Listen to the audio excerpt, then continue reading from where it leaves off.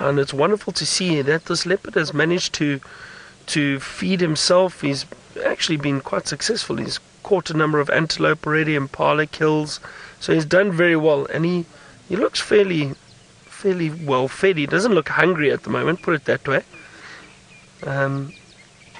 So he has done very well for himself. Always nice to see young leopards grow up and move around a bit. And now what this leopard has been doing is he's been exploring quite a bit. So I suppose we could call him nomadic. He's still very much in his mother's territory, and he's extended it a little bit, but he's not territorial yet. He's just moving around, trying to establish himself, but he's not big enough or strong enough or experienced enough to start scent marking and setting up his own territory. So he'll move around and explore the area.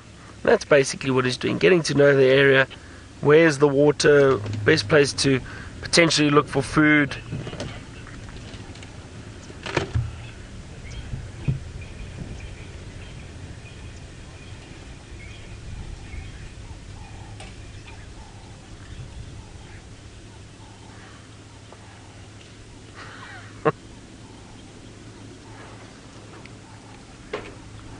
This has been a great afternoon for Tristan and I. We actually haven't had to work very hard today. The lions have been on that kill. And then fortunately someone else spotted this leopard and let us know. And we now in a position where we don't really have to move around too much. We can just sit and wait, and maybe he decides to get up and move around. Who knows? Maybe even come for a drink. Wouldn't that be great? So I think because we haven't seen a leopard, I might just spend most of the afternoon with him, or the rest of the afternoon with him, see what he does. He could just lay there for a while, but these young leopards do tend to be a little bit more active.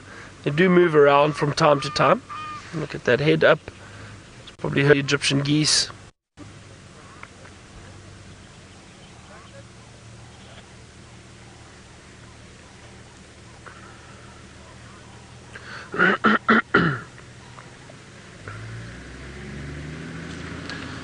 Mary, you asked if ever had a cat scent mark on one of our tires. No, I haven't. However, I watched a lion once turn and spray a bush, and there was a vehicle that was parked close to the bush, and this lion, with him turning and scent marking, he actually sprayed, and the tracker was sitting on the back of the vehicle. And I think a tracker and one of the guests got a little bit of spray or scent on them. It was quite funny to see, but I've only seen that once.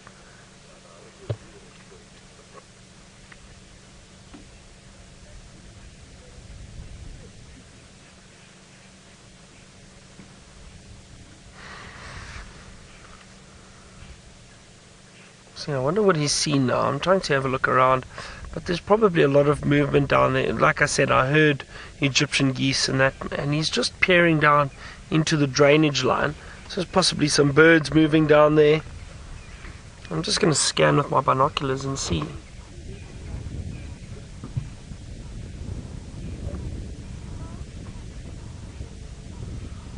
I didn't see anything moving down there at the moment.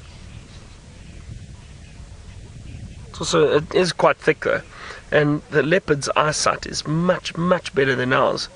They'd be able to pick up on any bit of movement or animal in the distance, much better than we could.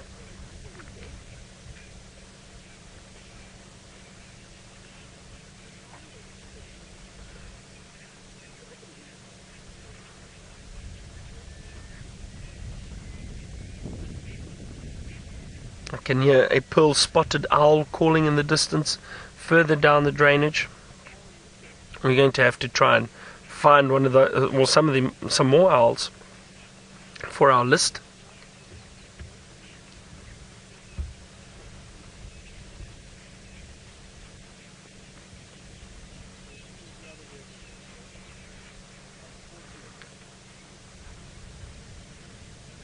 Now, with it being so cool this afternoon, I decided, because we didn't have a coffee break this morning, I decided to bring coffee with me this afternoon. So I'm going to have a cup of coffee while we sit and watch this leopard. I'm cheating and being a little bit cheeky, I suppose, by doing that this afternoon, but why not? Let's head back to Tristan. Apparently one of the lions is on the move. Let's go see what's happening. They are indeed, and well, Byron, you've never let cheekiness stand in the way of a good time, so don't worry, enjoy your coffee. I'm sure it will be thoroughly enjoyable down at Chitwa Dam, and there's few spots in this world that are better to have some coffee. Now, Nena is on his way to drink. You can see our final control in the background. Megan, wave in the background there, because your lion is going to walk past. So there we go. It's just walking past. James's tent is just in that area as well, and you can see the big satellite dish from final control. So Megan is saying hello. Now, he's on his way to Galago Pan. That's where he's off to go and drink. So I thought, why not follow him while the others are sleeping? Mfumo popped his head up for a bit, and then he started to pass wind, as only Mfumo can do. And we decided, no, that would be enough for us. We're not going to sit too close to Mfumo while he's depositing a few, or dropping a few darts and making the air a bit foul. So we decided we'd follow Nena instead and go and get him drinking, because it'd just be nice. There's something different, and I know a lot of you love your screenshots, and, well, what's better than a drinking lion when it comes to screenshots time. So hopefully he is going to get there. It's going to take him a while. We're going to go around to the pan. Maybe there'll be something else there and we can just sit and wait for him. He's got to cover all this dense brush to get there, and I'm not going to follow him through really thick dense bushes, because I know where he's going and he will pop out. It's just going to take some time for us to get there, or for him to get there. For us it's going to take all of 2 minutes and we'll be there, but he's going to take a bit of time to get to water. And I'm surprised that he came this way. I thought they might head down towards the main dam, but probably heading here because it's pumped, and this water is probably a little cleaner than what we see from the water down at Gowrie Dam at the moment. And lions are quite perceptive, as are elephants and varying other animals, so probably favour this water a little bit better. Also, I suppose he doesn't have to walk all the way across and then back up that hill from the dam towards where the carcass is. This at least is a far more gentle gradient, and when you've had too much buffalo, you have to keep these things in mind. You can't have too much energy expended by walking up hills. It's difficult to carry that extra 30 kilograms up the hill when your tummy is as full as what Nena's is.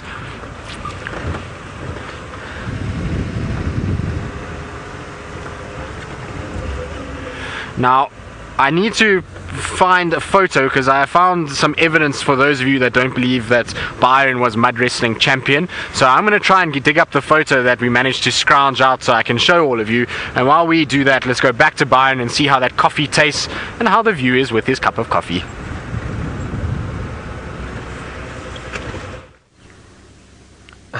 Tristan, let's not go digging too deep now, shall we? And I can't believe you blamed the lions for that smell that you had around the carcass. We're still sitting very happily in this little position we've got. We don't have to turn and strain the vehicle too much. We parked on the dam wall and we've got a wonderful view of the leopard, and the hippos seem to agree with me. As you can hear, they're all behind us. We'll show you them a little bit later. They're not going anywhere. But Hosana has got a beautiful view. He hasn't stopped looking down into that drainage line. I'm not sure what it was that he saw exactly. It could very well have been a mongoose or Franklin's, anything like that that may have caught his attention. But he's got a lovely little spot there. He's got a view of that drainage line. But I don't know what it was that caught his attention.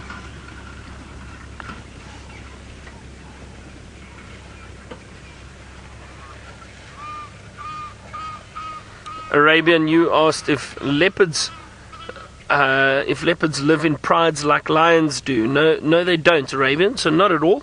Leopards are solitary animals, solitary predators.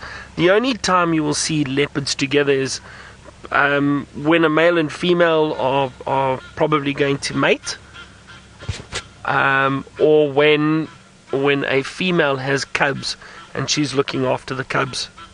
That's a lovely view of him. Watch. You see, it was Egyptian geese that caught his attention, I think. He was watching them. Isn't he beautiful? Where is he going to go? Just change positions and stay there. There we go. That's good. Because if he went further down the drainage line, I think might be our last view of him for this afternoon, but he seems happy and content there. I think the sound of those Egyptian geese, I think it's those Egyptian geese that caught his attention, as I said. Now, what day is it today? It's Saturday, sorry, I keep forgetting. But, so, this is what a Saturday in the bush looks like. Now, Tristan is still here. Imagine when he leaves what I'm going to get up to. But coffee and a leopard. Really, really great. And this is such a great sighting. Nice out in the open. And fortunately for us with our camera, we can get you right up close with this young male leopard.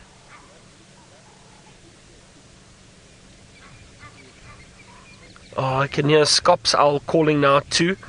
So I'm still thinking of the birding challenge that I've got to get through, but the Scops Owl sounds like it's in Chitwa camp, literally right next to the deck. That's where it sounds like it's calling from. Isn't that a wonderful picture? That young male.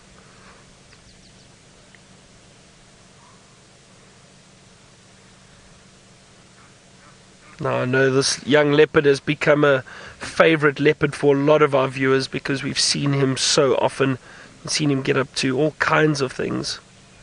I still think of that sighting where James was on bushwalk. Some of you may remember James was on bushwalk, and this young leopard, this young male, came and actually investigated and came and had a look at them while they were on bushwalk. This was quite a few months ago.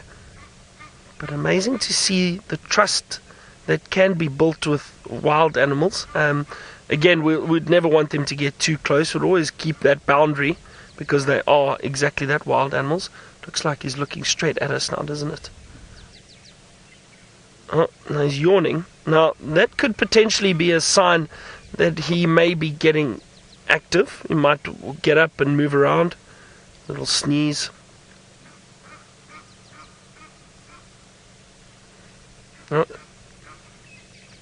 Often the yawning is getting oxygen into the body. He may get up and stretch a little bit. But he's looking around, his head's up. He's definitely more active than when we first got here. So I wouldn't be surprised if he decides to get up and move.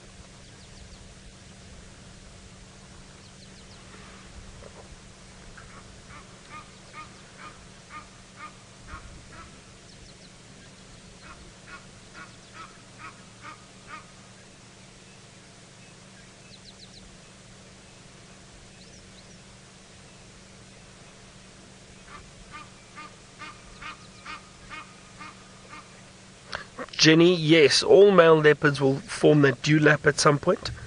Oh no, young Hosana, where are you going? Oh, just changing position again, or maybe scratch and then clean and then move. Let's see. No, just changing position. So Jenny, yes, all leopards will eventually, or male leopards will eventually form that dewlap. And again, it's an extra bit of skin to help protect them, I think, a little bit in fights. And the muscle. Obviously, the leopards have got these very thick necks, beautiful big thick necks, muscular necks, to help hoist prey into trees. But yes, the males will all form dewlaps the older they get. Now it was actually, it's sad news, but it was it's inevitable out in the bush. Speaking of these leopards and big dewlaps, I was privileged to see some beautiful big male leopards down in the central part of the Sabi Sands, and unfortunately 2 of them have died fairly recently. The one was known as the Peaver male. I'm not sure if some of you have seen or heard of the Peaver male. Beautiful young leopard, and he was quite young. I think he was about 9 or 10 years old. So I think he did die a little bit too young. He was caught by lions, apparently, killed by lions. He may even have been younger than that. I can't remember now. So that was quite sad. And then a very well-known male leopard known as the Tugwan male. The Tugwan male, or I think on Male Male they referred to him as the bicycle crossing male. And that was a leopard I got to view many, many times. And He died, but I think of old age. I think he got to about 15 or 16, which is amazing for a leopard. Let's just see. Hold on, let's see where Hosana goes, where he decides to move. I think stick with us for a little bit longer, if that's okay, Megs. Let's just see now that he's moving. Oh, watch, is he going to jump? Is he going to jump? Not too much of a jump. No. Not too much of a jump.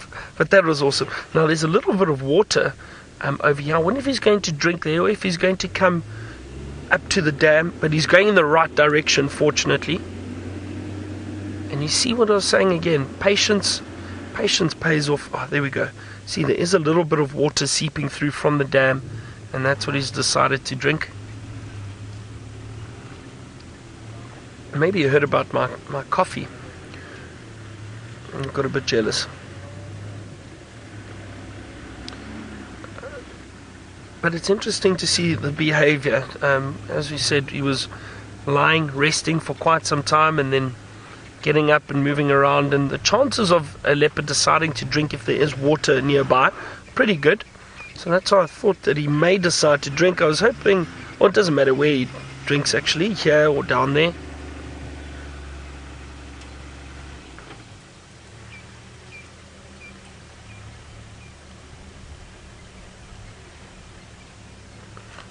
Alright, well, from this drinking cat to another drinking cat, Tristan's got, I think, one of the lions at the waterhole. We did, he just finished drinking now, so he gave us the most beautiful show. He didn't drink for as long as I thought he would, but there you go, he's drank and now he's waddling off back towards the carcass. Oh no, Nena, you had to just wait for 2 more seconds. And then we would have had a beautiful view of him drinking as well. But it's okay, it's the way it goes. You can see now he's going to do a bit of scent marking on his way. There we go.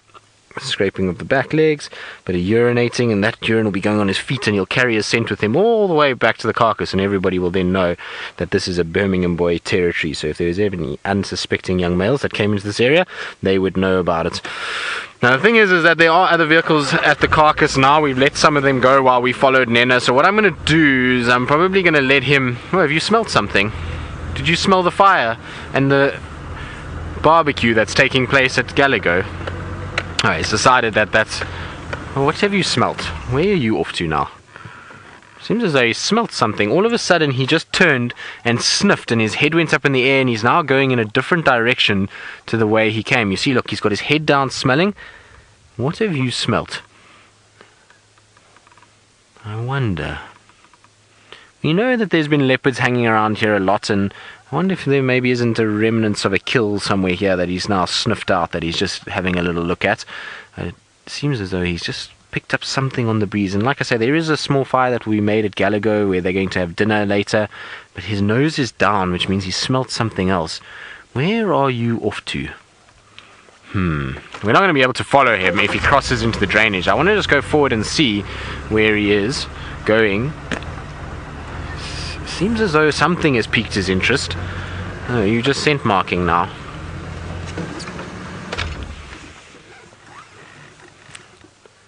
I know, he's heading back in the same way now. He's just stopped to listen.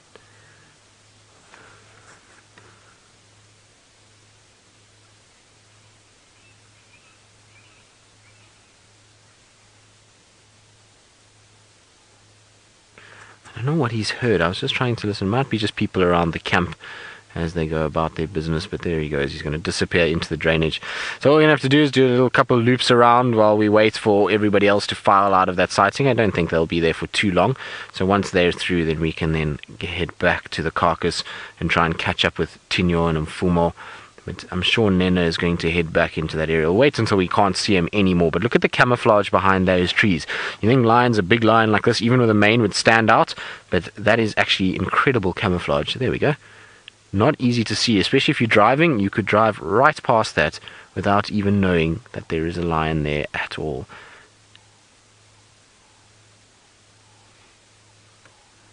What have you seen?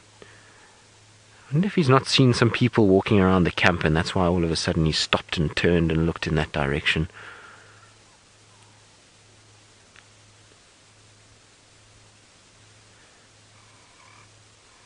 Either that or he's decided that this is all just too much to walk all the way back. Paula, you want to know how far away lions can smell things? Pretty far, Paula. I've seen lions that are 3-4 kilometers from buffalo, and they've picked up their scent when it's windy, so they can smell a long way. Their sense of smell is far more perceptive than what ours is. They're able to pick up things a lot better than what we are. Right, well, he's disappearing now into those thickets, so all we're going to do is probably just let him amble off, and like I say, we'll let the other guys have a chance because we've been there most of the afternoon, and we'll then come back just in time for the sunset a little bit later. But while we do that, I believe Byron still has a beautiful view of Hosana, so let's go back to him. We do indeed, but he's taking a bit of a break. He decided to use the soft sand as a toilet. Wonder if he's going to climb back up there. That'll be great to see.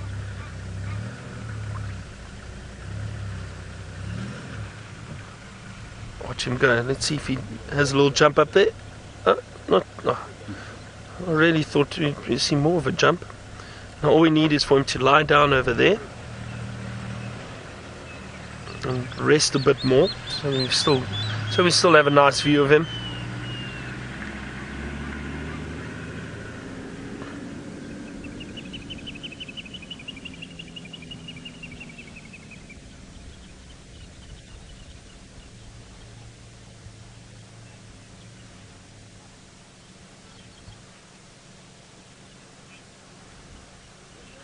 Michelle, I haven't seen lions or leopards try to cover up their scent. So when they are scent marking, obviously spraying urine and that, they're doing that for a reason, to let other predators know that this is their territory. With their scat, I haven't seen leopard or lion cover their scat up. I don't think it matters to them. I've seen lion and leopard try cover up parts of a carcass before, and the reason for that is to prevent other predators from coming in and stealing it. There we go. He's now decided to settle down again. Beautiful pattern on his back. Isn't that beautiful? So, no, I haven't seen them cover up their scent. I don't think that it's necessary. Not like, I suppose you think of domestic cats that do it from time to time, but it's not necessary for leopards and lions. But I have seen them with carcasses, but that's for a different reason. That's just to try and prevent scavengers from coming in and stealing their kill or smelling the kill. So that's exactly what they would do. And but this young leopard has found a perfect spot for himself. I mean, he's got water, it's got a lovely view, it's nice and cool this afternoon, so there's no need to be in the shade. And that's why we're so lucky to have him out in the open here.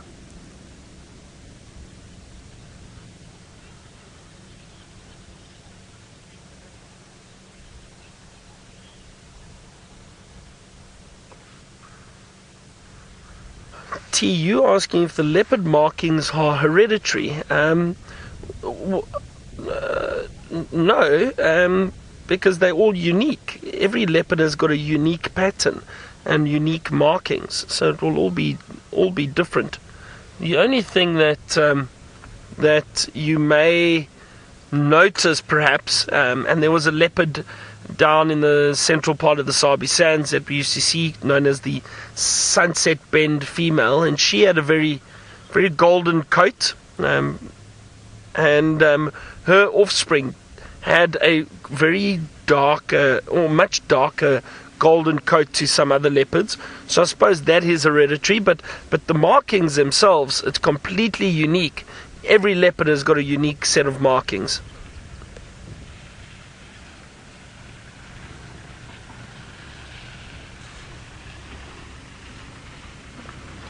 Well, we're quite lucky. There are a few other vehicles that have decided to come in and view, but we haven't needed to move just yet.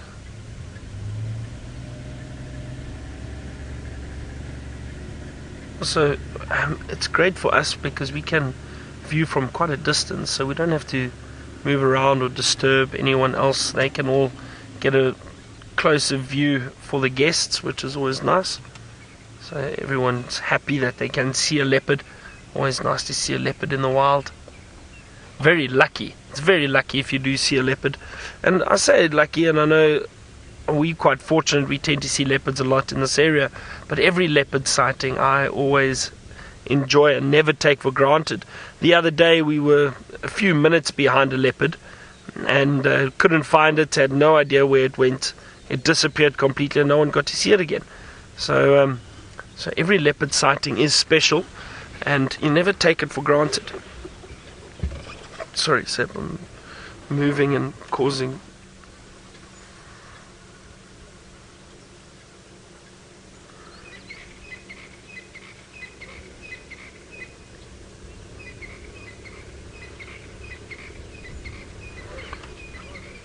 Now you're asking about the black leopards, if we've ever seen in the Sabi Sands. I don't think there's ever been a record of black leopards in the Sabi Sands.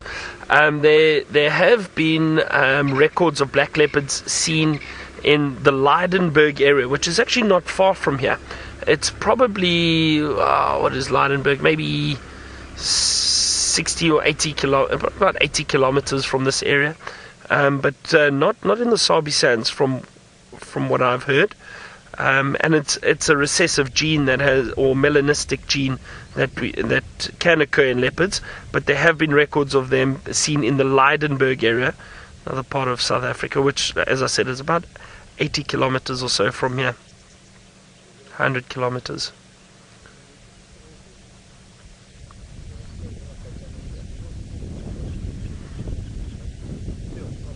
You can see this leopard is a little bit cold in the way he's curled up, tucked away. There's a bit of a cool wind or cool breeze this afternoon with this cloudy weather. It's not the warmest afternoon. Apparently the weather report says it's 21 degrees and 69 degrees Fahrenheit. Now, Megan, that is completely incorrect. I'm sure it's colder than that. We always tease the ladies in the FC about their weather reports. I'm not sure which site it's on, and I'm sure in some area in South Africa it's 21 degrees, but it definitely doesn't feel like 21 this afternoon. You can hear the fish eagle calling behind us. But now this leopard is resting, very much like Tristan rests after it. Tristan is warm or cold this afternoon. He did go a few layers.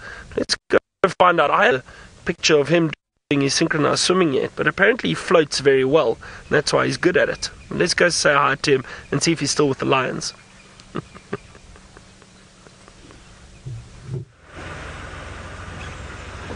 Well, I'm just fine, thanks, Byron. I've got my winter coat on at this stage, which is the winter coat that Amanda supplies via her good cooking.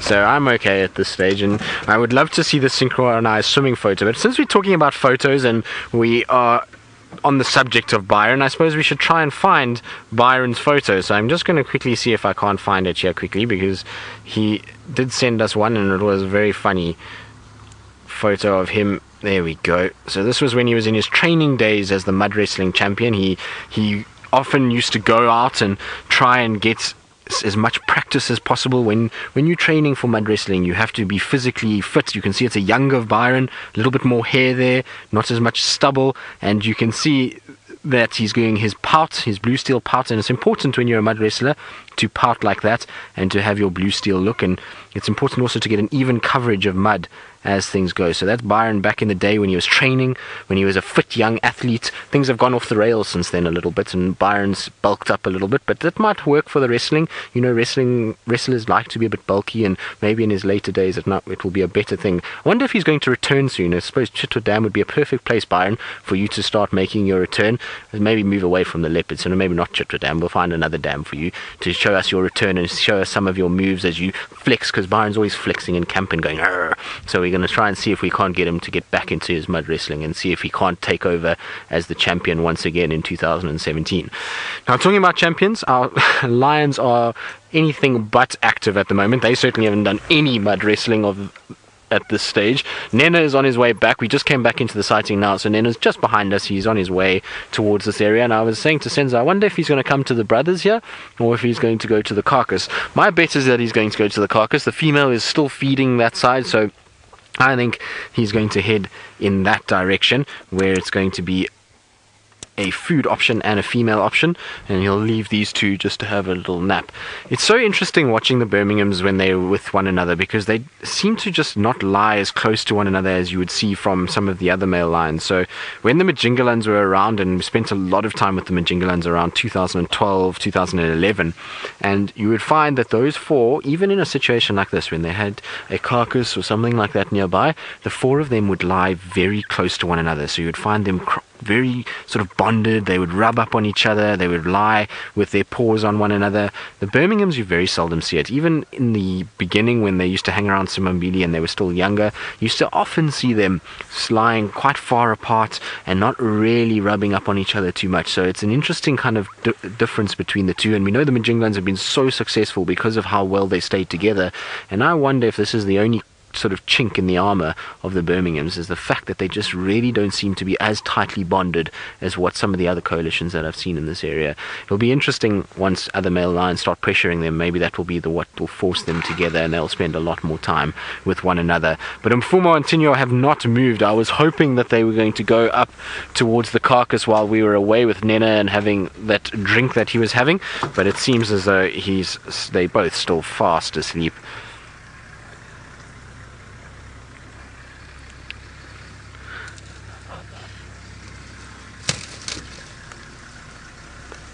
Donna, you're wondering if someone was on foot in a lion's... I think this is the gist of the question. I might have heard it wrong, Megan, but just correct me if I'm wrong. But if a lion saw someone on foot during the day, would they think they would be prey? And the answer to that is no. And so in this area, there's two reasons for that. The first is that during the day, lions generally are very sleepy. They see somebody walking and they kind of just going to be, okay, whatever, and flop back down again. Or if somebody walks right into the middle of them, you'll find they're going to get up and run before they do anything else. The only time they're going to be very aggressive towards people is when they've got cubs, brand new cubs that are right there, that it's close to a den and they're trying to protect their cubs. Or two, they have a food item that they're trying to protect. Even though if let's say hypothetically we hadn't followed a lion here and we had walked here and found it, you would have found the lions would have seen us from a distance, we would have seen the lions from a distance, and we would have backed off and everybody would have been okay.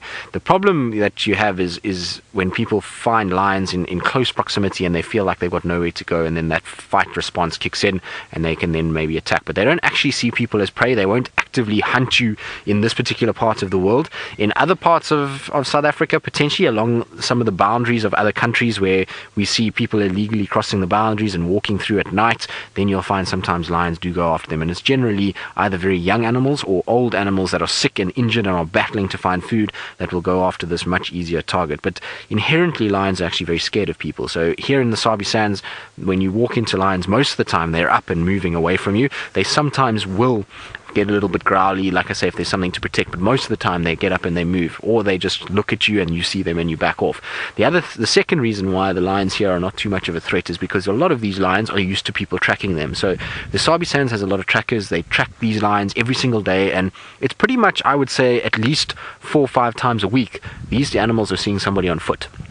So they've gotten used to the fact that somebody on foot is not a threat, it's not hurting them, it's not chasing them, and it's, at the end of the day, they've never been taught to hunt us, and so they don't see us as food. And that's why they kind of see you on foot, they pop their heads up, you see their heads, and you just separate away. So no, they're not really that dangerous in this particular scenario, and particularly in open sections like this. At night is a completely different story. At night I would not risk walking into lions. I think you'd be quite foolhardy to walk into these guys at night. There's a completely different demeanor.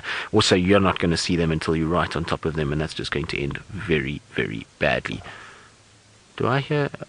I thought I heard an elephant coming through. It might just be vultures crashing around, but thought maybe there was an elephant just in the distance here. There was a crunching of a branch or a cracking of a branch. Sometimes you'll find on these dead trees, it's quite funny because the vultures all sit on a branch, and the branch of the dead tree actually gives way, and next thing there's this explosion of vultures and a branch falling down. So it could have been that, and you can see some of the vultures are in the distance there on that tree, over that one right there. So might have been that, but it sounded much like an elephant feeding. Wouldn't it be amazing if we got a bull elephant arriving here now? Because that would throw a spanner amongst the works and get everybody a little bit more hyped up, I would imagine. But no elephant that we can see. Thanks, Enzo, for scanning at least. Okay, well, our two boys here are sleeping, so let's make our way back to our feeding lioness, because, well, she's a lot more interesting than our sleepy Mfumo and Tinyo. And so while we do that, let's go back to the mud wrestler himself, the champion, who reportedly, when he did his mud wrestling, used to wear a leopard print speedo, and so now he's with a leopard. He might feel just like home and just like it was back in the day.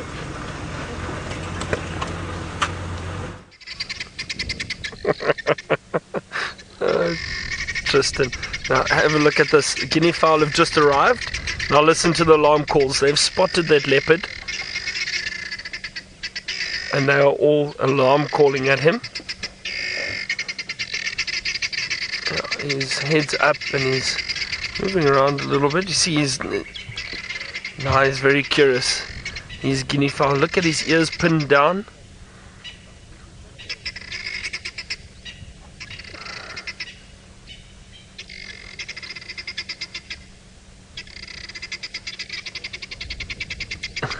Isn't that a cute face, that with the leopard, with the ears pinned back? Almost looks like he's done something wrong. You know, sometimes if you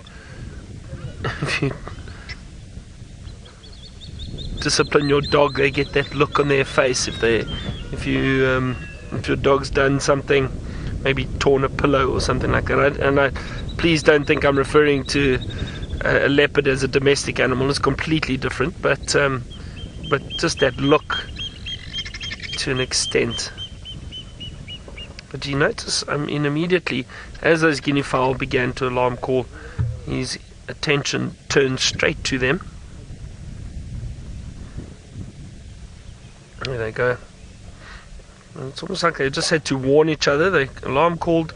Now they're quiet. It doesn't look like that leopard is a threat. It's not moving around. So that's why they now will move off in the other direction.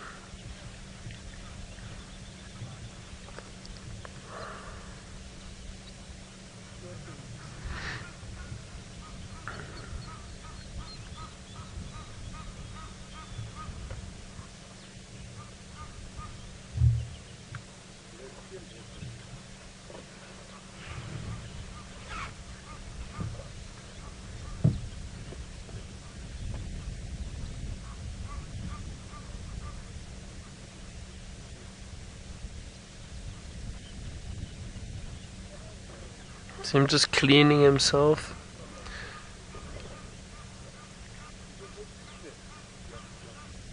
It is wonderful to see this young leopard again.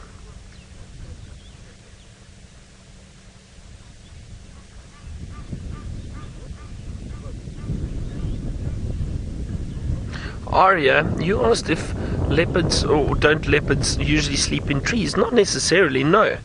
Now, leopards would actually prefer sleeping on the ground. It's a lot more comfortable for them. They don't have to balance and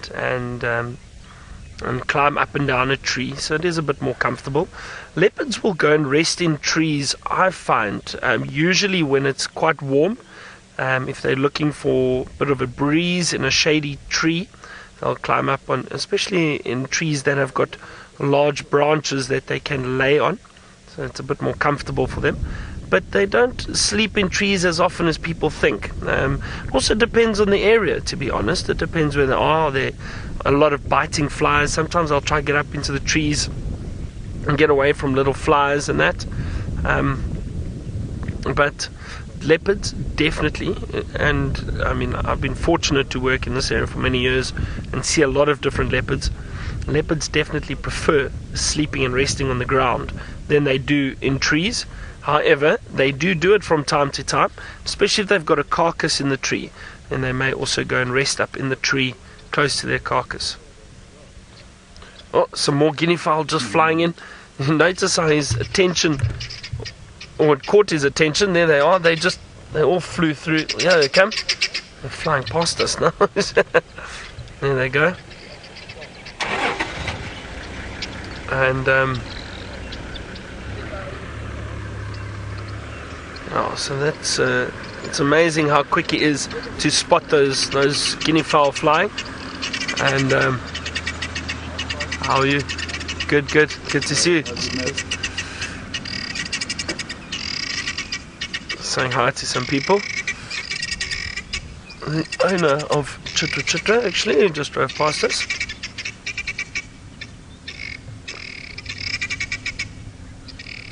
But look how these guinea fowl have caught his attention.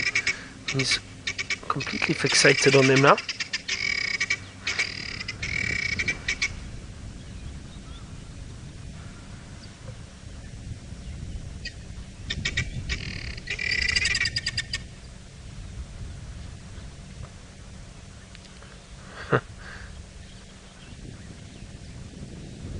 Amazing to see him. Oh, he's a beautiful guinea fowl, but it's amazing how alert they are too. You know, they've seen the predator, they know there's a threat, and they alarm call to warn one another.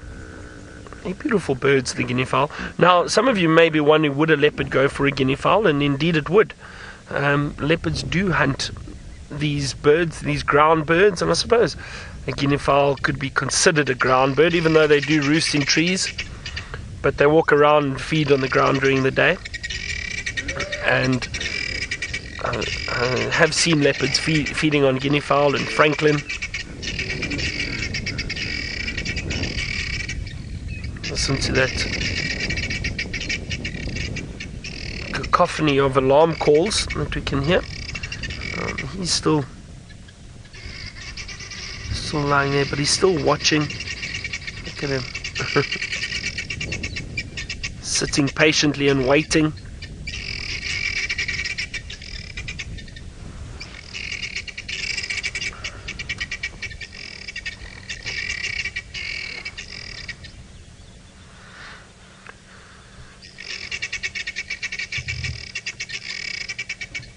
Courtney, you asked when it's cold, where do leopards go? Well, Courtney, exactly where that leopard is now. Anywhere they want. Anywhere they want. Leopards, like all animals, if it's cold, hot, rain or shine, they'll just move around as they normally do. If it's really hot, they'll try and find cover in the shade of trees. When it's raining a lot, they'll probably also try to look for cover in thickets. If it's cold, they'll just try to find a spot maybe that's sheltered from the wind, and curl up and just rest like this male is doing. It's not a specific area they would go into, but they would try and find a bit of shelter, an area that's just out of the wind perhaps. And I think down there, I don't think there's too much wind down there where he is, but it's not to say that they would specifically go look for a certain area.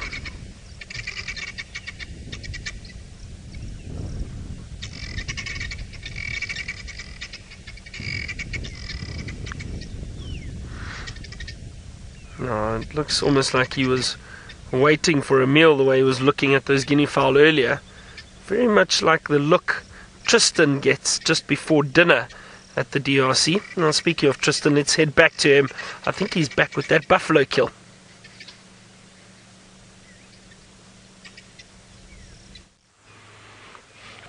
Well, it takes one to know one, Byron, as they say, so it's the same look that you recognize in yourself when you see food. So it's just, well, it happens to men, unfortunately. We work a long day and then we get hungry, and seeing the exact same face on your, well, the exact same expression, should I say, on your face.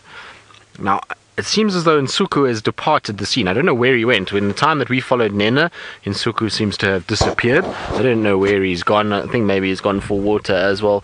Mfumo is still flat. Nena is laid down a little bit further away from us in the long grass, and it's left our girl to have a bit of a feed. Now she's looking as though she's well full at the moment. She's just kind of every now and then chewing a little bit, and she's taking a lot of interest in the vultures. Every time the vultures come flapping past, she looks at them. But you can see, since we were here last, that one of them, I don't know which one, it's either this female or one of the Birmingham boys, turned this buffalo completely around. So it was facing the opposite direction. You can see there's the big pile of stomach content that Nena pulled out. So that's where he was feeding on it. And the buffalo has then been spun all the way around. Now, you know how much power it must take to move that buffalo around like that. I don't know if it was her or if it was the males, but an incredible display nonetheless. And you can see the hooves and the very prominent dew claws that buffalo have. So you don't see those in their track very often, but in soft sands you will see that dew claw coming out, which is that little hardened hoof section behind the main hoof over there. And it gives you an idea of what the hoof shape is like. It's almost heart shape, and so when you're tracking them, that's what you look for. But you can see a couple of the flies now starting to arrive as well.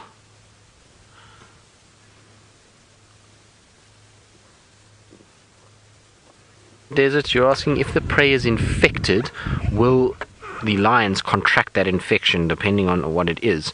Well, it depends on the disease. So something like foot and mouth, the cats are not really going to get much from it. It's not really doesn't target them as much.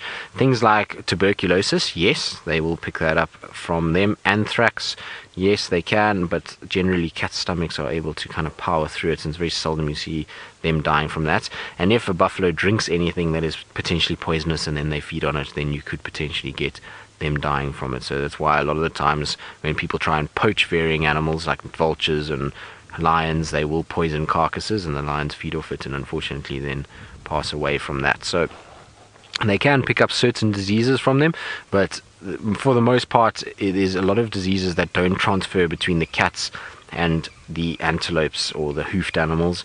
There's a lot of ones that the cats are able to somehow overcome in comparison. I wonder what she's looking at all of a sudden. She's just staring into the distance. I don't know if there's potentially something on the horizon. I pity any vulture that decides to move in this area. She's watching. There is Nsuku. He's just moved further off, so he's just lying with his feet up. It almost doesn't look real, does it?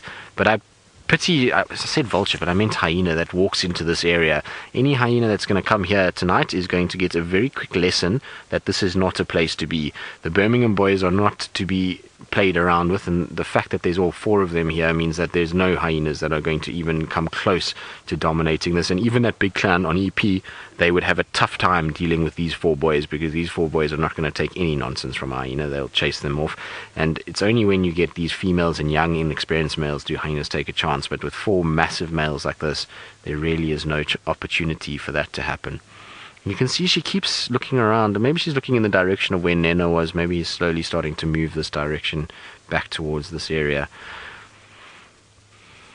But I'm glad she's got an opportunity to feed and to actually eat through this and to get a bit of nutrients, because as we were saying earlier, with her cubs, it's needed. And I was a bit worried that because these boys all arrived that she was going to be pushed off and not get any of it. But luckily for her, I think they've had another buffalo already, and that's allowed her to really get to feed and to be able to get what she needs. But listen to how rough her tongue is.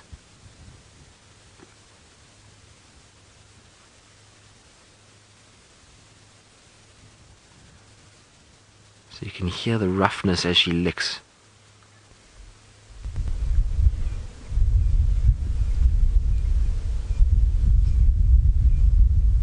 It's a bit windy, so it might not come across, but there's a definite sort of sandpaper sound as she's grooming that buffalo carcass. So Meg says we can't really hear it. I'm sorry, Megs, but you can hear now when she chews through the skin how tough that hide is. As she grabs bits of skin, you'll hear the crunching of the teeth on it. It really is very tough.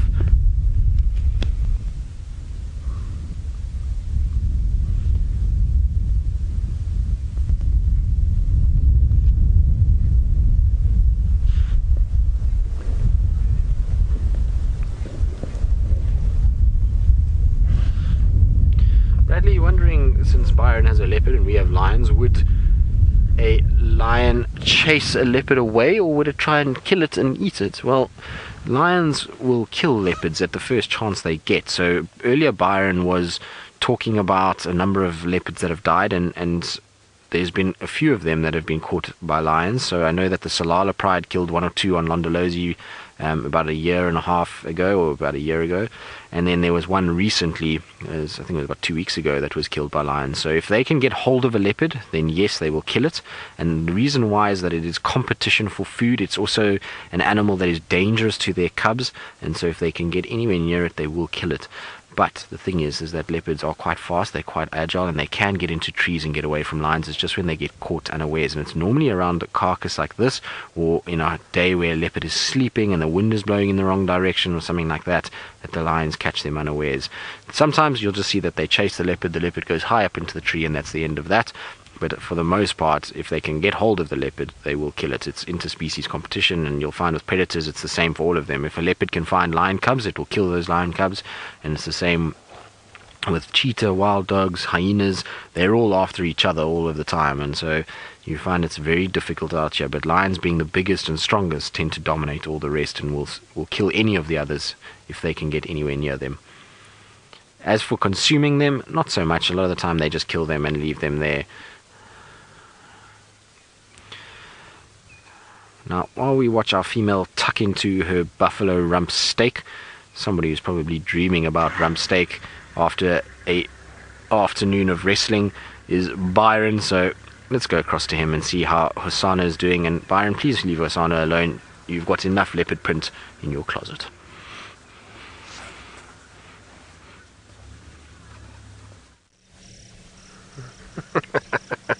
Oh, Tristan.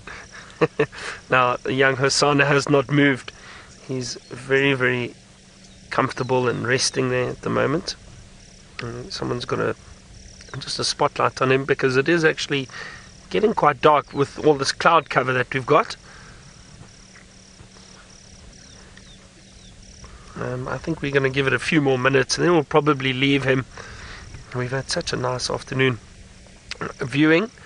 And it was great that we were patient, and we got to see him get up and move and go and drink and then head back up there. Saw him interact, or rather watch the guinea fowl fly past.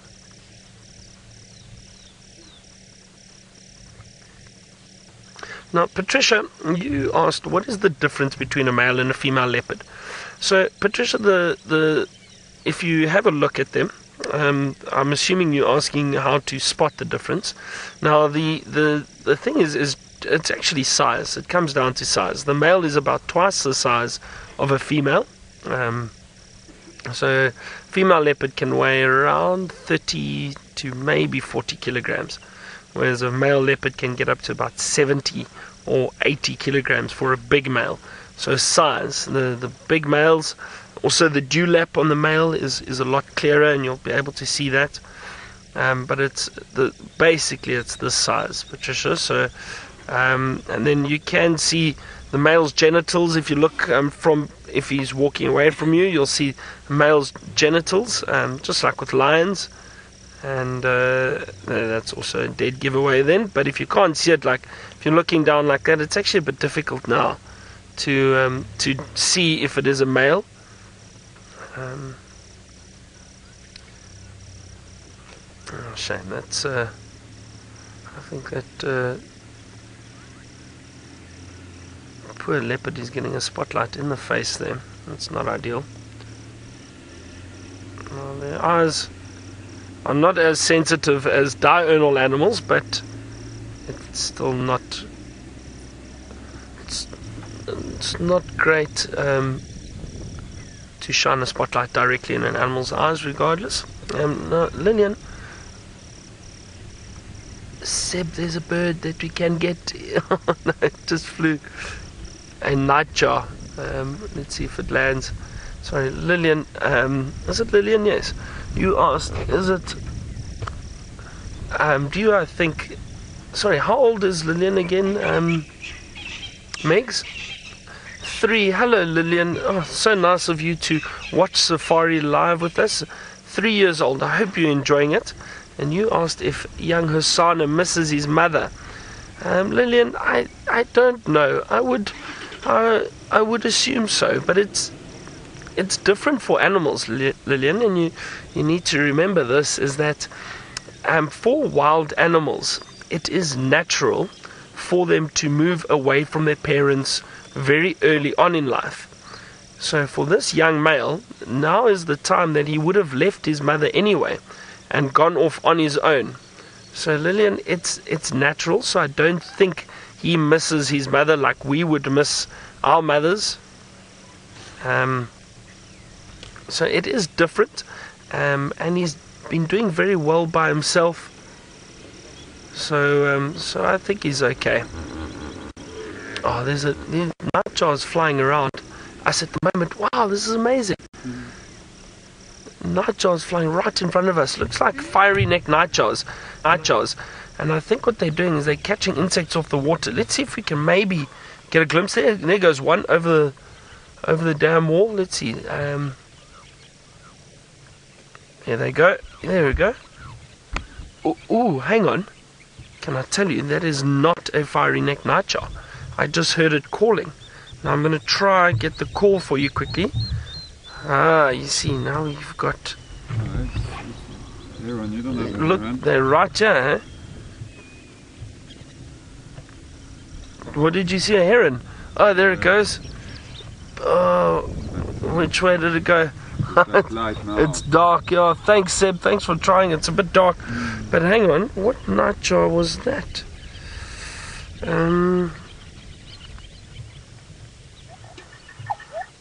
No. I'm just trying to find that call. It wasn't the full call. It was just a little... This is the square-tailed, but I don't know if it... Oh, that bird there. That's a goose, yeah. Hold on a second, let's see. That's it. That's a call that we heard. Oh, not that. Sorry, but that little... Let's see. That was a... So that's a square-tailed nightjar that we saw flying there. So we can add that to the list. That's great. Square-tailed nightjar, and I'll hang on. So this is the sound, but listen. That sound, that is the sound those birds made as they flew past us. So that little, something like that, that was the sound that they made. So that's the square-tailed nightjar. That is wonderful. We'll see if we can try to find a fiery neck nightjar. Those were definitely square-tailed. It's difficult to identify them when they're flying, especially at night. And they all look very similar. There it goes. There it goes. Oh, it's difficult, hey Seb? Incredibly difficult. Lights on. Yep. Let's try. Let's see. There we go.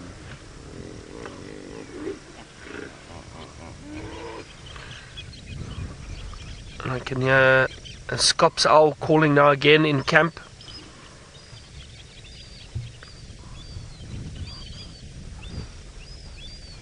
I think that's...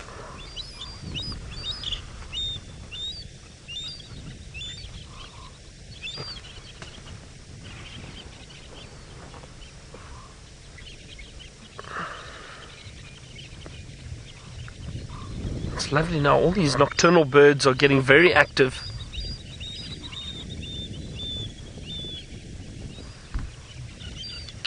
Now, Arabian Desert, you asked if there are green parrots in Africa. I don't know. Not in southern Africa. There aren't green parrots in southern Africa. But we've got many different species of parrots that we see around here. Let me just show you some of them quickly. The one that we see here a lot is the brown-headed parrot. So it is green in color, but it's not called a green parrot. But that's the brown-headed parrot. There we go. So we do see them. So we do see species of parrots that are green, but they're not called green parrots, if that makes any sense. So that's the brown-headed parrot. We see them a lot on Safari Live. We will hopefully see some of them around. I'll see. Anyway, but I'm so glad about that night job. Now, this leopard is still just down there at the moment.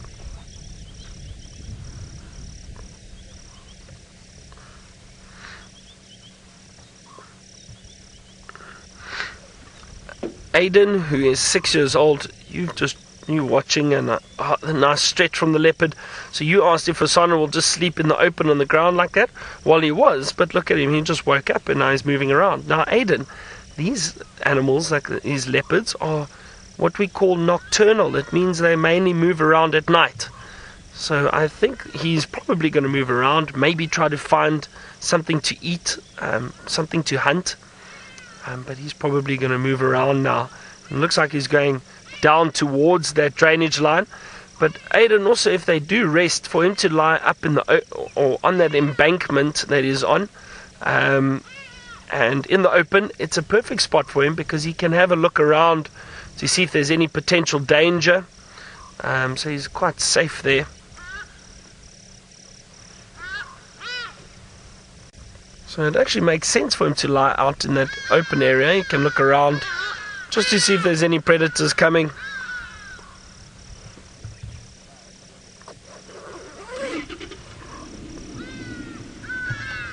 Alright, well, I think it's going to be difficult for us to follow him now. He's moving off in the wrong direction away from us. But what a wonderful afternoon with young Hosana. Great to see him and spend time with him and to see him drinking, moving around. That was really great. We're going to move out of this area now and head back towards Djuma.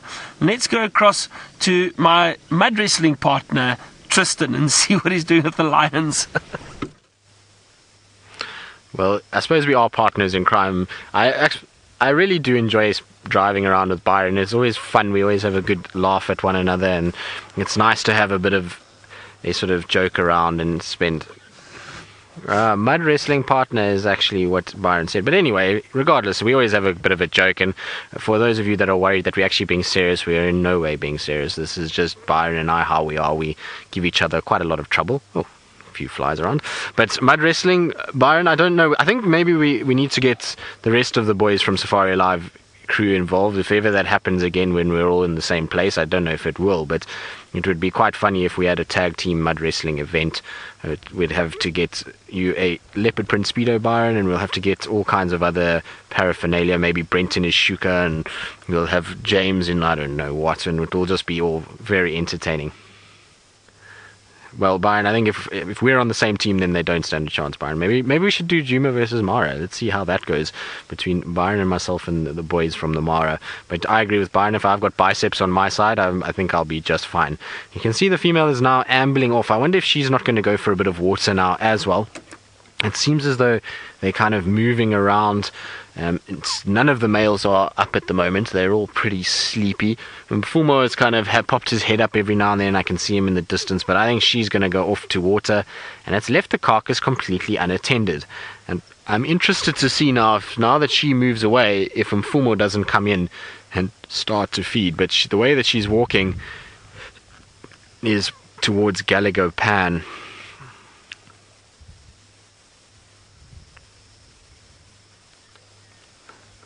Elna and T asking if the females have names too. No, they don't. They just have a pride name, so it's the Nluhuma Pride. Some of the females that have striking looks or striking markings might get a kind of nickname like Amber Eyes, but the rest of them, no. We just know this female is the youngest of the Nluhuma Pride, and then there's varying others, and we use certain things that help us ID them to be able to talk about them. So it would be, let's say, if hypothetically the youngest lioness or the spotted-nosed female or amber eyes, but they don't actually get proper names. They normally just get pride names, and they're members within the pride itself. The reason why the boys have gotten names, particularly the Birminghams, is because they tend to spend a lot of time apart, so you don't always see them together as a coalition, and it gets a little bit confusing when you've got Birmingham Boy 1, 2, 3, and 4 as to actually what's going on. So it's better just to help give them kind of some sort of identification that the guys know. And the reason why in guiding that we do it is, one is to just follow around what goes on. The other thing is to be able to actually then, if you're guiding and you've had guests that, let's say, have seen Nsuku, to then get another individual. Did you see another lion coming? Yeah. There he comes. Let me put my light on. There we go. That's going to help Senzo a little bit. I wonder if he's going to come past towards the carcass. It's going to be interesting to see who is next to feed. It's amazing with lions how they work, but it looks as though he's following the female. It's not as though he's coming to the carcass itself. He looks as though he's going after the female. So I want to just go forward and just see where he ends up going, because this poor female is getting the attention of a lot of boys at the moment. There you go, you can see him just walking in front of me now. There goes Nluhuma. So I'm going to try and follow him and just see which way he goes and whether or not this female is in any way receptive to his advances, because the rest of them have been quite, well, she's been quite grumpy with Nena already, so it'll be interesting to see how she is with Nluhuma. There you can see Nena's in the background. She is, can you see her, Senzo?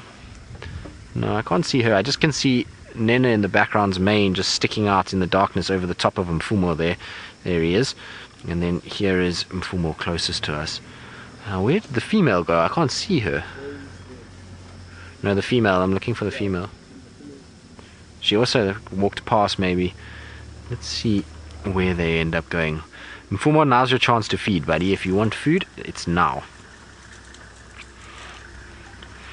And as far as we know, he's the only male that's seen the cub so far out of all of these males. Big Red, you say you can't believe they're eating this buffalo after 3 days. Well, Big Red, they haven't been here for 3 days. They killed this buffalo yesterday morning. So it's only been 2 full days now. It hasn't even been 48 hours yet. We've only been around 36 hours. So it's not that long. And remember that it's only been a female and a male. And the males already were full because they already killed a buffalo at Sydney's Dam and have fed off that. So the 3 males that arrived today, Nena, Nluhuma and Tinyo, they weren't actually that hungry. So they've not tucked in yet. I would imagine that tomorrow morning we come here is going to be a very different scene to what we've seen this afternoon, particularly if these guys get involved. But look at the way his stomach is sagging. It's not like there's an empty lion in front of us. That is full. So, you know, the buffalo itself is their second one in as many hours, well, in 24 hours. So they have made a dent in one whole buffalo already, and it's now just to consume this one. So I'd imagine we'll still see them probably for another 2 days around here, maybe 1 full day and a night, but I'm not sure. It'll be interesting. But there is a lot of meat still left there. I was a bit surprised that there wasn't more eaten, but given that they were all full yesterday, I suppose that's why not much was eaten today. But isn't that beautiful of him just sitting staring in black and white? It's so clear. That's one thing about these cameras, is the infrared on this camera is just unbelievable. You can see the wind is picked up slightly as well. I don't know if Nluhuma's kind of a bit unsure of what he wants to do. I'm sure he can see his brother in the distance there, so he's just kind of watching him. You can see the eyes glowing every now and then in the background. See there? There's an eerie, isn't it? When you just see an eye. Is it an eye? No, it's a piece of grass.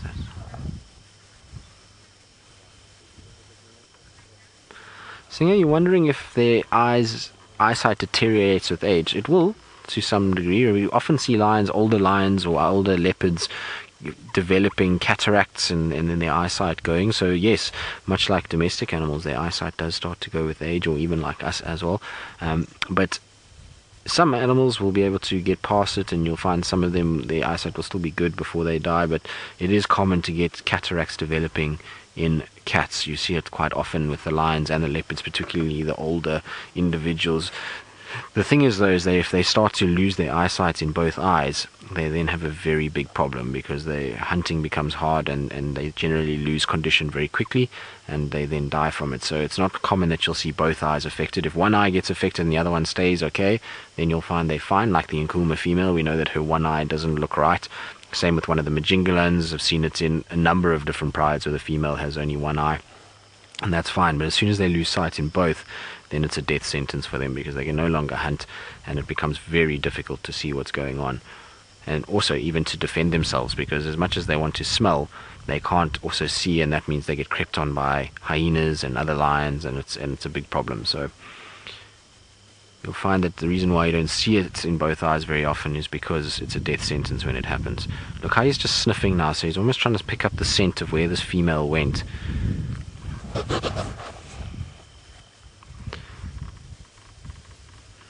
Nena's just watching him at the moment. If it was a time that they were to roar, it would be now. There's Nena. You can see Nena just watching over the grass. It always reminds me of that movie Ghosts in the Darkness, when we have images like this, that long grass fluttering in the breeze and this male lion peering over the top of it. An eerie image, that's for sure. But I'm very surprised that Nluhuma or Tinyo hasn't actually made it to this carcass this whole afternoon. It seems as though they're just not interested in the food that much.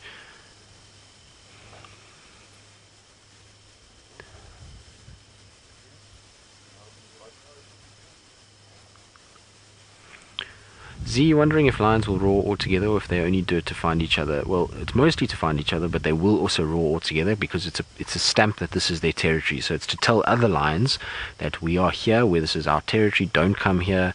We're trying to dominate as much as possible. So that's why they do it, as well as it's a territorial call.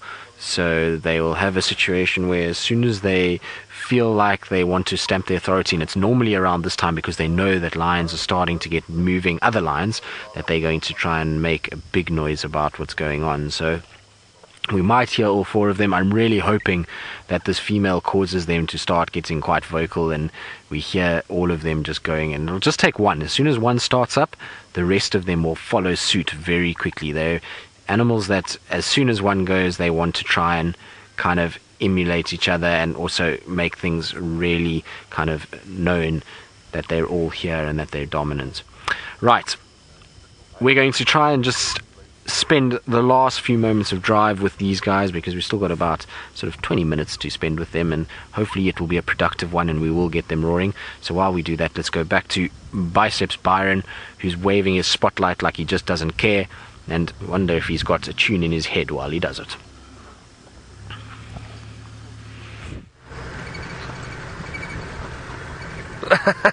Justin,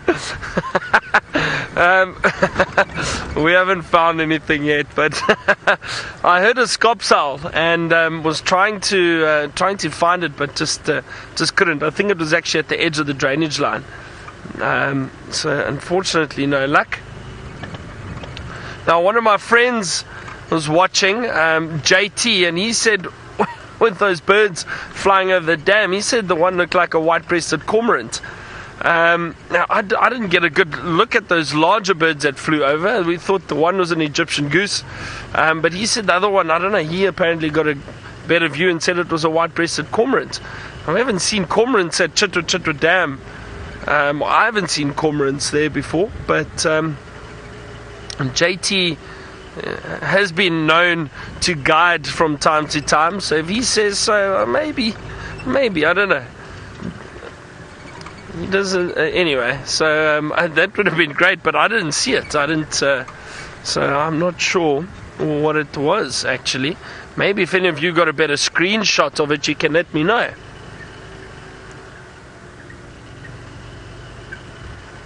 Patrick, you asked if I've ever seen the rain. No, sorry, Patrick, you asked if I couldn't resist. You asked if I've ever seen the southern white-faced owl. I have indeed. I've seen the southern white-faced owl. Sorry, Seb. No, just the spotlight when you shine. I can't see her. Seb spotting me in the spotlights at the moment. But I have seen the southern white-faced scops owl a few times. Beautiful, beautiful owls. For some of you, you might be wondering what that looks like. Let me find it for you quickly. Just show you. And they've got such a nice call. They've got a lovely, lovely call. I'll just find it quickly.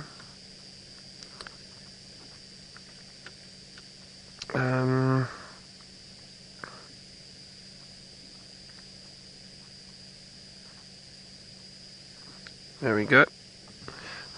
Beautiful little birds. So larger than the scops owl. They're actually much larger than the scops owl. They're about 27 centimeters, so almost a ruler length. But beautiful, beautiful bird. And that's the southern white-faced scops owl. And let me play the sound for you. I love that sound. And I actually heard one the other night. Listen again.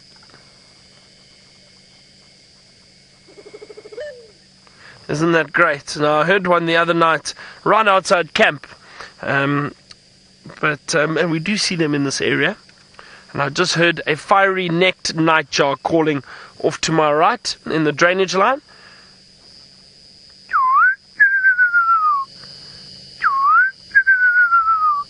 It's not bad for a fiery-necked nightjar call, hey Seb? What do you think? Not bad. Yeah, there we go.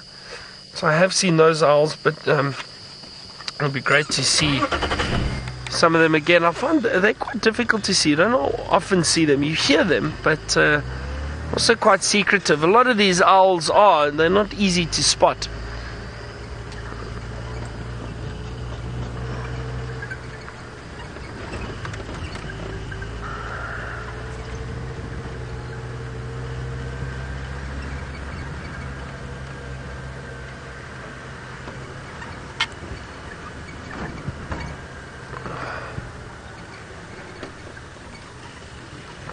Now, I'm hoping that Tristan has some luck and those male lions roar this evening while he's still there, 2:30 or not. Well, look at the Fleming grimace on Nluhuma right next to us. That is as close as you're ever going to get to a Fleming grimace. Oh, don't sneeze on me now. That is not very pleasant of you. You just sneezed. Pretty much it almost hit the car. That's how close he is. But how cool was that Fleming grimace? So he's smelling the female. He's sniffing around. He's even salivating. You can see droplets coming out of his mouth as he's sniffing. So he's picking up the scent on this female. And he's working out what's going on. Look at that. How cool is this, guys? That is as good as it gets. So what he's doing is he's got two pits in the roof of his mouth, and that is called the organ of Jacobson. And as he's pulling up the scent from the ground where the female is lay or urinated, he's able to work out what this female is. Is she pregnant? Is she got cubs? Is she a female that's receptive for mating? If it's one of the males, who he is. So this is their communications. This is how they work out what's going on. It is an amazing thing to see, and the fact that he's salivating so much, you can actually see it dripping off his nose in the light. You see that? That is incredible. Now I'm trying to move myself out the way because he's getting that close that we're in a bit of a problem. So there we go. You can see just how close he is. How cool is this? This is the best thing ever, to have lions at this proximity. I just want to turn this light off because I'm blinding the others. And his mane all highlighted like that. Isn't that cool? What a great way to see a big male lion. That is as good as it gets, guys. We are being spoiled with him so close. And Nluhuma, you're doing a fantastic job, except that you're a little bit too close to the car. But look how he's smelling. Can you see the dust blowing as he sniffs? There again. Oh, look at that. Now this is... So we're just going to take a sneaky photograph because, well, we can. And it's not every day we get to see them at this proximity. How cool.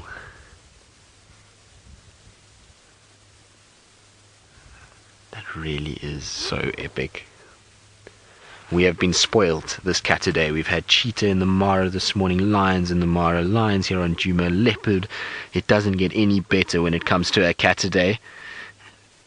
We've been absolutely spoiled. So Feline Friday was an absolute success. Cat today has been an amazing day as well. And it's not every day that we get, well, I suppose nowadays with the Mara, we're getting it more and more regularly that we have the three big cats of Africa on quite a regular basis. So it's something very special about combining the two of them, and to see this and to have a male walking around us Fleming grimacing like this is just a very special way to end our afternoon. So Senzo's saying he's got a beard. Well, it's more like a dreadlock that he's got underneath there. You do see it from time to time with these guys. Oh, I think this is the longest I've ever seen a male lion Fleming grimace for. He's done it, I can't even count now how many times he's put his nose down and picked up the scent. Maybe because the other females were here initially, who knows, maybe he's picking up the scent for the other Nluhuma members, or he's picking up the scent for his brothers as well as that female, and that's why he's just decoding who's who as he sniffs around. He's picking up all of these different sort of smells and chemical signatures and just making sure of who he's got here and if there isn't a chance that he can potentially mate. He's not interested in the buffalo at all. He walked straight past the buffalo. You can see the buffalo is just off to his left. He hasn't gone there at all. He sniffed at it for about 1 second, and he's not interested in that. He wants to see where this female's gone. But look, he's on the exact path that she was walking earlier. Isn't that amazing? So earlier, she walked that exact way.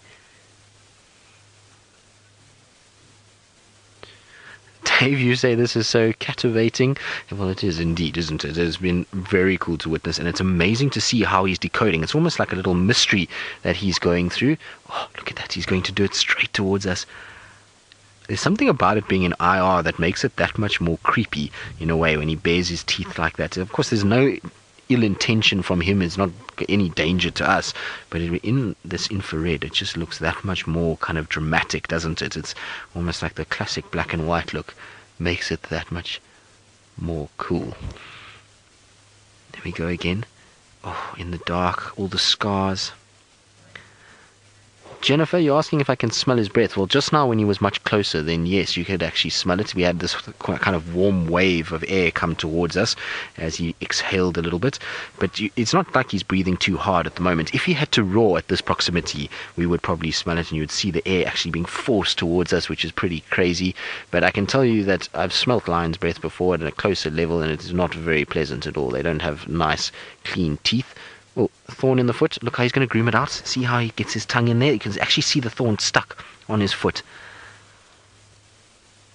Look, you see there? He's busy pulling it out. There we go. Pulled it out. And now he can walk. There we go. Oh, and he is looking fantastic. Now, earlier I was saying Nluhuma might be one of the smaller of the Birmingham coalition. But now that I see him up and standing, they're all very similar. They're looking all massive and muscular. Look at the muscles rippling off his shoulder area. I don't know who's the biggest. We'd have to see them all walking side by side to make a proper comparison. It's difficult these days. But he seems to be slinking off back in the direction of the female. He's gone right behind another vehicle. So, unfortunately for us, I don't think we're going to have to reposition if we want to see him. Let me try and see if I can move here, Senzo, because otherwise we're not going to see anything.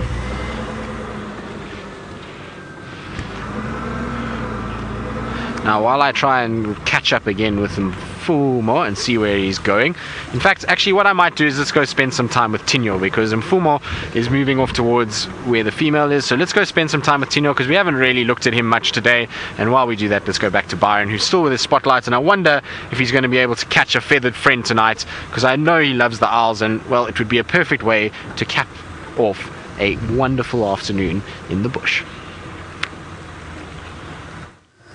Yeah, I hope so, Tristan, I hope so. And I'm still hoping and holding thumbs that those lions roar for you while you're there. We haven't had any luck with owls just yet, but I'm scanning very carefully. Slowly and carefully. There are actually a lot of bugs out tonight, which is quite interesting. We haven't had any rain, but there do seem to be quite a few bugs.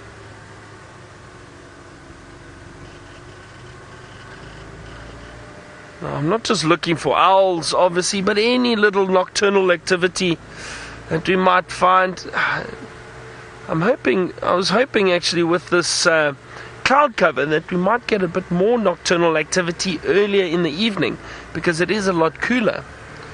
And it got darker a lot earlier, so...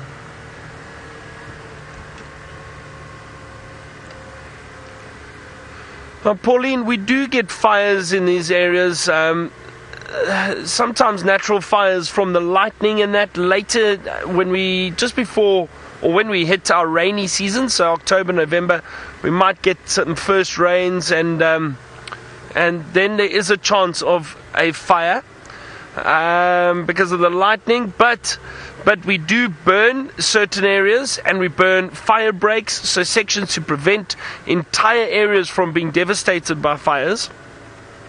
But Pauline, fires are not necessarily bad, and I'll tell you why. It's because they return a lot of nutrients into the soil. They also get rid of a lot of the dead and decaying plant material. So fire is actually very important for conservation and for nature. Not really conservation, for nature, rather. It is actually a great natural management tool, fire, because it gets, as I said, a lot of nutrients are returned back into the soil, so you get a lot of regrowth and new plant material growing, grasses and flowers for the animals to feed on. So it's actually very, very important. Come on, surely there's an owl around here somewhere. Hey, Seb? Yeah.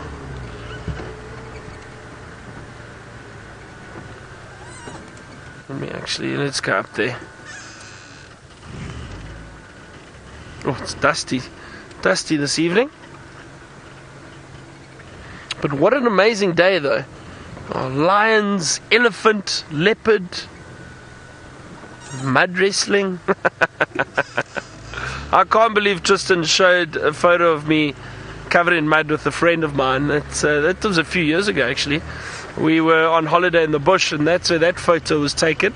See what happens when when guides go to the bush on holiday. We get up to all sorts. It was just fun one afternoon. Oh, there's a little scrub here. I don't want to shine directly on it. There we go.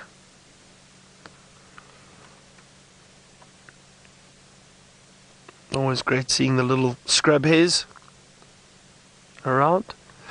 Oh, and I must be honest, there's another reason I'm very excited this evening. It's because tomorrow morning there's a big boxing match on. and Tristan and I have been speaking about it all week, and all my anyway. So it's Conor McGregor and Floyd Mayweather. For those of you who are, and Dave, you were wondering if I could take Conor McGregor on. No, I don't think so. I think I'd be out of my depth there for sure. My money is actually on Conor McGregor. I do hope he wins. And I think it's going to be an amazing battle. So I'll leave that little scrub here alone. Oh, there it goes. Very quick. So that's tomorrow. Well, for us, it's tomorrow morning early. So we may fight place. But Tristan and I said we are going to record it, and as soon as we get back from drive, we're going to watch. So we're going to turn off phones and make sure nobody spoils it for us, and we'll watch it after drive probably tomorrow morning. And we'll see. Anyway, let's see what Tristan thinks about that, and I'll probably see you tomorrow morning. Well, that's exactly what's going to happen. Byron will record it and we'll watch it. But Byron earlier, he was showing me how he's so into the boxing, and I reckon he's selling himself short. Maybe he could take on Conor McGregor, although you'd have to. But he was showing me his boxing skills, and he was showing us his moves, and Byron with his quick toes, and he was floating like a butterfly and stinging like a bee, so to speak. But we've caught up with Tinyo. He's just lying, sleeping. You can see he's also got a full belly. I did say earlier that Tinyo has a broken tooth, and I was actually completely talking nonsense. I don't know why I said Tinyo has a broken tooth. It's for some reason not in any way accurate. Who knows why I came up with that, but it's because he has a cut on his lip that exposes his tooth. I always say from memory know that that's not what goes on, but I don't know. Maybe that's the name. I keep thinking that there is one of them that does have a broken tooth, but it's not him.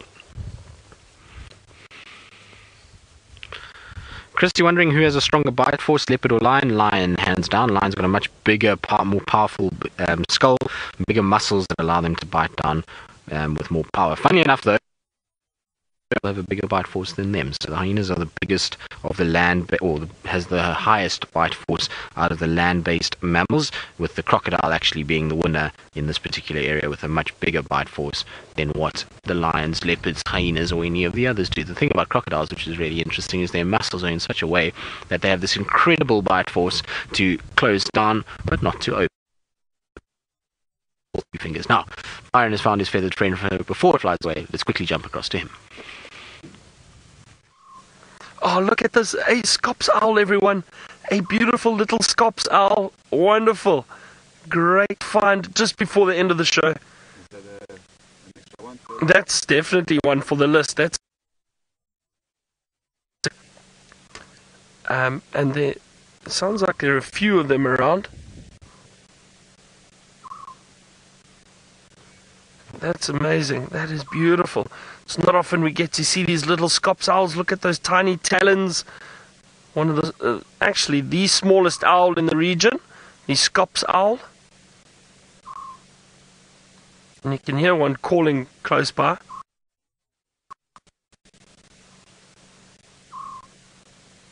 Oh, that is such a lovely view. Beautiful little eyes. You see how active they are now. Like I said, there are quite a few of them around here. I can hear two others calling, one off to my left and one far in the right, off to our right. So let's just watch in there for a little bit because it's such a beautiful day. Amazing afternoon for us. Tristan spent all afternoon with those lions, getting up to all kinds of interesting things. We had those elephants, we had leopards. Thank you very much, Tristan and Senzo, and thank you, Sebastian, with me this afternoon. And of course, the lady in final control, and all of you, our viewers. We'll see you tomorrow morning. Good night and goodbye, and enjoy your evening.